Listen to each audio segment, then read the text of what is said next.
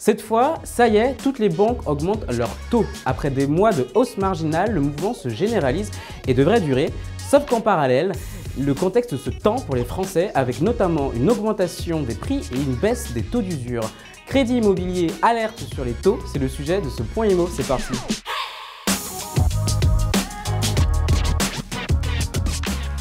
Et pour en parler, j'accueille la directrice générale du courtier Vous Financer. Bonjour Julie Bachet, bonjour, merci d'être avec nous. Première question, très courte, très simple. Quels sont les taux moyens pour le mois d'avril? Alors les taux moyens pour le mois d'avril vont aller de 1,25 sur 15 ans à 1,65 sur 25 ans avec une moyenne à 1,45 sur les prêts de 20 ans. Donc ça c'est vraiment un taux moyen, on peut trouver des taux plus bas pour des très bons profils.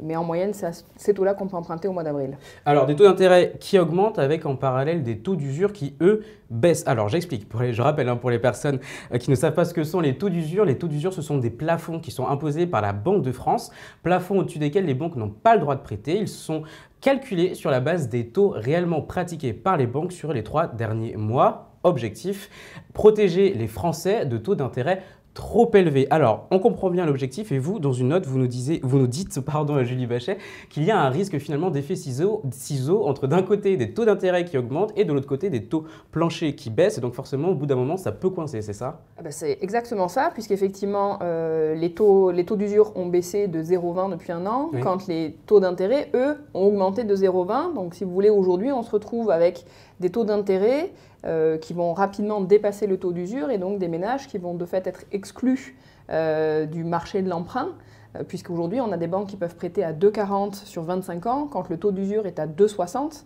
Donc une fois que vous avez rajouté à ce taux d'intérêt le taux de l'assurance, les frais annexes, les frais de dossier de la banque, les frais de garantie, vous êtes déjà au-delà du taux d'usure et donc vous ne pouvez pas emprunter sur une durée de 25 ans. Et vous percevez déjà une augmentation des taux de refuge chez vous? Oui, on a déjà constaté effectivement qu'avec cette baisse du taux d'usure et en parallèle les taux pratiqués par les banques qui sont revus beaucoup plus régulièrement que d'habitude. En règle générale, les banques communiquent leurs taux une fois par mois.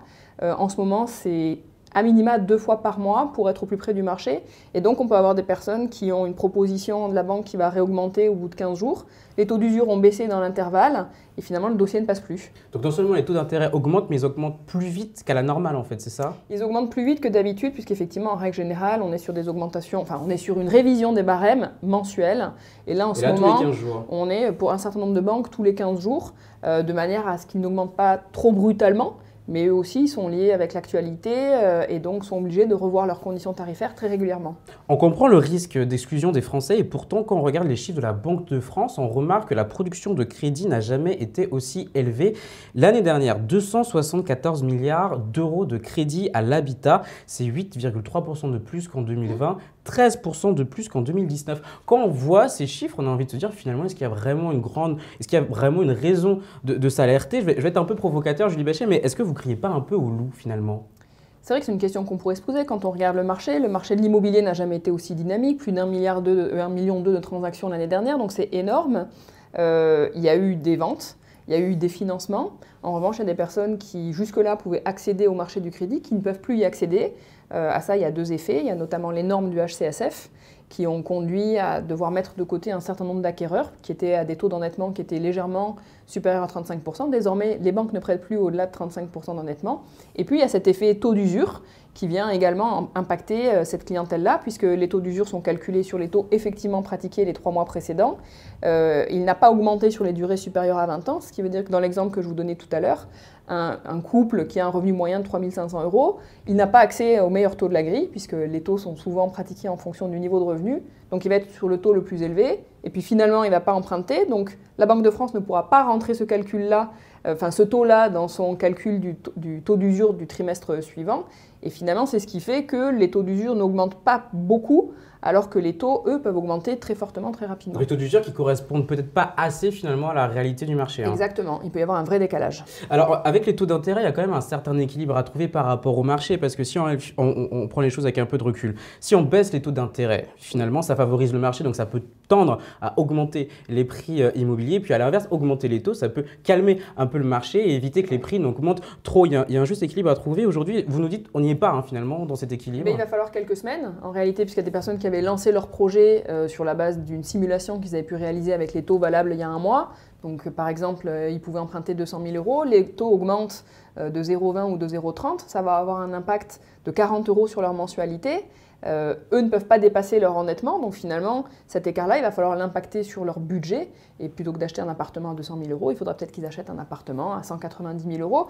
Donc ceux qui ont déjà un projet en cours, c'est compliqué. Le compromis est potentiellement signé, le dossier qui devait passer ne passe plus, soit il faut trouver de l'apport, soit il faut trouver une banque qui va déroger sur la possibilité qu'elle a de déroger 20% de sa production au-delà des normes du HCSF. Donc soit la banque va accepter d'aller un petit peu au-delà de 35%, soit il faudra que la personne trouve de l'apport, soit il faudra changer son projet. Pour ceux qui vont rentrer dans un parcours d'acquisition maintenant, finalement, ils vont calculer leur enveloppe sur la base des taux actuels. Donc ça va se réguler. Ça va s'adapter. Exactement, ça va s'adapter. Le moment un petit peu dur, il est maintenant, sur des projets déjà entamés ou des parcours d'acquisition en cours et des politiques tarifaires qui changent entre-temps. Est-ce que finalement le HCSF n'a pas raison de vouloir calmer le marché pour éviter que les prix ne soient trop élevés et exclut mécaniquement la majorité beaucoup de Français ? Je pense qu'on ne peut pas avoir une vision aussi simpliste que ça dépend du profil d'acquéreur. Nous, c'est vrai les courtiers et par l'intermédiaire de nos associations, on était assez contre ces mesures-là, déjà parce qu'on voit que le marché de l'immobilier et du crédit, surtout en France, est sain. Donc les banques sont déjà suffisamment vigilantes sur les personnes à qui elles prêtent. Et puis au-delà du primo-accédant qui peut-être pouvait parfois être amené sur un taux d'endettement trop élevé, nous ce qu'on regrette c'est que finalement ce soit tout le marché des investisseurs qui soit mis de côté puisque eux pouvaient parfois dépasser les 35% d'endettement. Si le reste à vivre est bon, finalement l'endettement ne résonne pas pareil si vous gagnez 2 000 euros ou si vous en gagnez 15 000 par mois. Les banques peuvent déroger à hauteur de 20% à ces règles. Est-ce que ça bénéficie réellement aux primo-accédants ? Oui, puisque dans ces 20%, 80% doivent concerner des primo-accédants. Et c'est ce que vous constatez aujourd'hui, les banques accordent réellement cette marge de 20% aux primo-accédants ou est-ce qu'elles jouent un petit peu et du coup se tournent plutôt vers des investisseurs des clients qui vont plutôt plus les intéresser ? Alors je serais tentée de vous dire qu'elles l'accordent plutôt surtout à leurs propres clients. Nous, courtiers, on ne bénéficie pas vraiment de cette enveloppe, ce qu'on peut comprendre. Ils vont d'abord favoriser leurs propres clients, en tout cas pour la dérogation à ces règles. Et puis ensuite, ça dépend du profil, ça dépend des banques. En tout cas, elles sont très vigilantes à respecter les normes du HCSF. Ouais. Certains courtiers disent déjà ressentir une baisse du nombre de projets, de clients, au-delà même des refus des dossiers. Est-ce que vous aussi, chez vous financiers, vous commencez à ressentir aussi peut-être une baisse d'activité à ce niveau-là ? C'est pas très sensible pour l'instant. Je dirais même qu'on a eu un mois de mars très dynamique. C'est vrai que depuis une semaine, on peut voir une accalmie. Ouais, mais c'est léger. À ce stade, c'est assez léger, d'autant plus que la période est compliquée. Il y a quand même pas mal d'attentisme, des élections qui arrivent, un contexte politique et européen qui n'est pas facile. Donc, il n'y a pas que cette histoire de taux. Ils sont un contexte global. Exactement. Les Français n'ont pas forcément la tête à des projets. Il peut y avoir un petit peu d'attentisme, mais on ne peut pas parler d'une chute forte de l'activité. C'est vraiment très peu sensible aujourd'hui. Pour terminer, Julie Bachet, une petite image sur laquelle j'aimerais bien vous faire réagir. Alors, elle n'est pas de vous, elle est de votre concurrent Préto, mais je trouvais qu'elle résumait assez bien la situation et même vos propos. 2022, ça commence à sentir le roussi un peu pour les Français qui veulent acheter. Non, parce qu'on est quand même encore sur des taux qui sont particulièrement bas. Je pense qu'on oublie quand même que depuis quelques années, on est sur des taux qui sont historiquement bas. Tous les ans, on a dit mais on ne pourra pas descendre plus bas et on est encore descendu plus bas.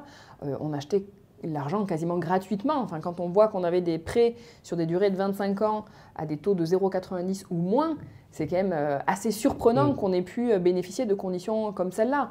Là, on revient sur des taux d'emprunt qui sont quand même encore, quand on dit 1,45 sur 20 ans, on est sur des taux d'emprunt qui sont quand même extrêmement bas.